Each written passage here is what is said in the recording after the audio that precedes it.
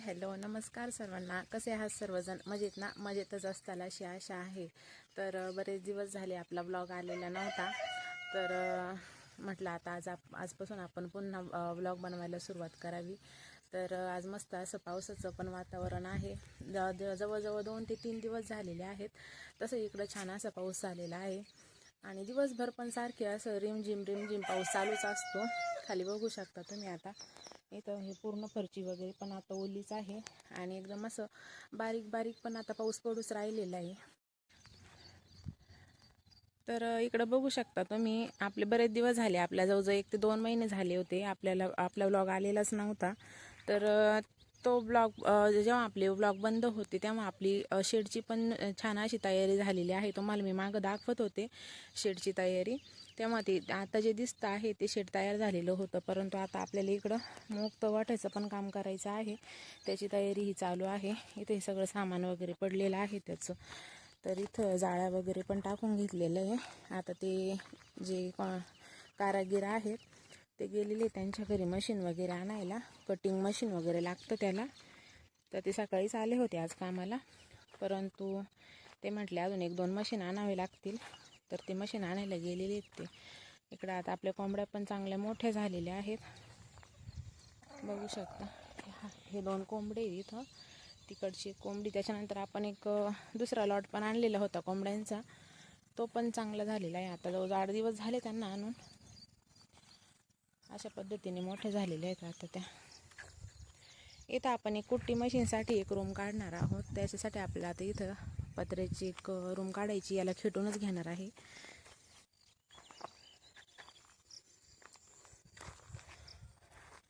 बघू शकता इकडच्या बाजूने जर बघितलं आपण तर असं इतका मोठा आपलं शेड तयार होणार आहे, मुक्त गोठा. तर आपल्या शेळ्यांना दिवसभर सोडण्यासाठी आपल्याला हा मुक्त गोठा करायचा आहे. आम्ही आता हे सध्या घास वगैरे इथंच टाकतोय जोपर्यंत काम होतंय तोपर्यंत. त्याच्यानंतर आम्हाला दुसरी जागा करायची तिथं. पेरूचं झाड पण आपण वाचून ठेवलेलं आहे. बघू आता शेळ्या ठेवतात की काय. बहुतेक शेळ्या खाऊनच घेतील त्याला, पण ठेवले. आलं तर आलं, गेलं तर गेलं, ह्या हिशोबाने ठेवलंय ते आता.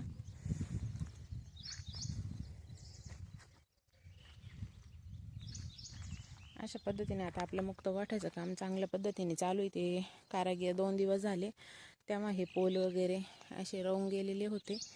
आता आज ते ही जाळी जी आहे ते पसरवायचं काम करणार आहेत.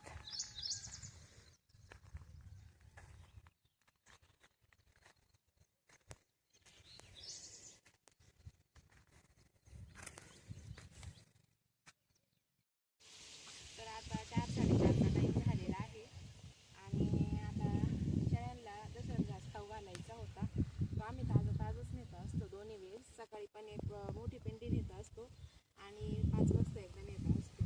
तर आता अजून एवढा वेळ नाही झालेला, पण आज पावसाचं पण वातावरण झालेलं आहे. तर म्हटलं आपण लवकरच दशरथ घास घेऊन येऊ. तर मी कापूनच ठेवणार आहे फक्त आणि येऊन घेऊन जाणार आहे. तर आम्ही आलेलो आहे आता दशरथ घास कापायला. बघू शकतो त्याची हाईट किती झालेली आहे. माझ्या डोक्याच्या पण वरती गेलेला आहे तो. अशा पद्धतीने आपण दशरथ घास लावलेला होता. तर ही पहिलीच कापणी चालू आहे. ही मागची जी दिसते तुम्हाला ती इकडची जी दिसते ती दुसरी म्हणजे मागून आपण नवीन अशा पद्धतीने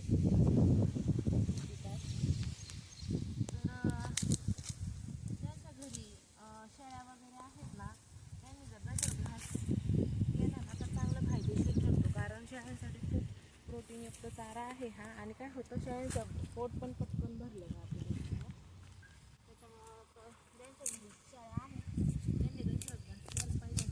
पटकन कापायला पण सोपं पाहिजे, असं लगेच कापलं जातं.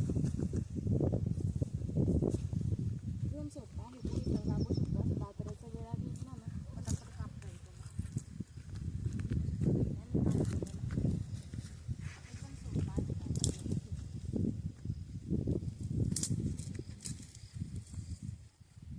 अजून असे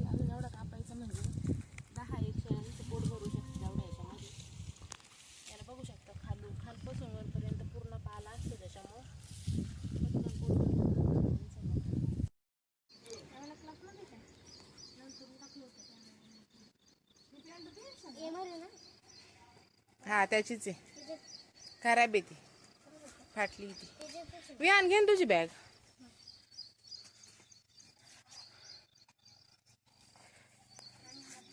तुळशीची पानं खायची राहिली ना रे अजून.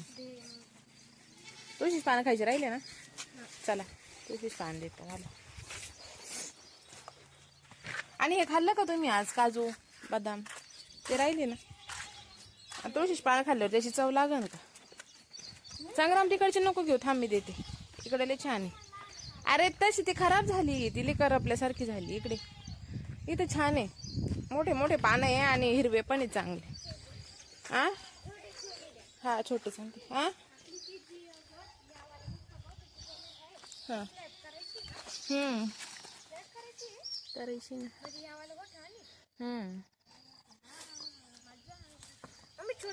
छोटेच आहेत, किती छोटे छोटे काढू राहिले.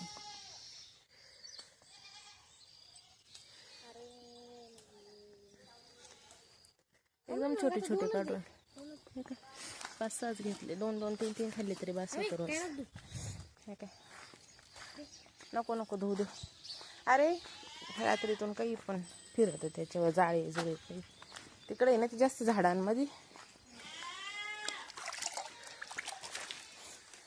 घे मला थोडेच पाहिजे.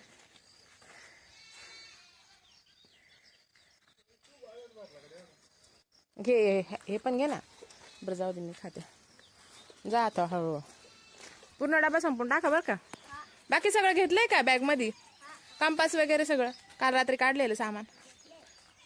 संग्राम तिथे गेलं का बॅग काढून ठेव, काल किती खांदा दुखत होता त्या बॅगमुळं. आ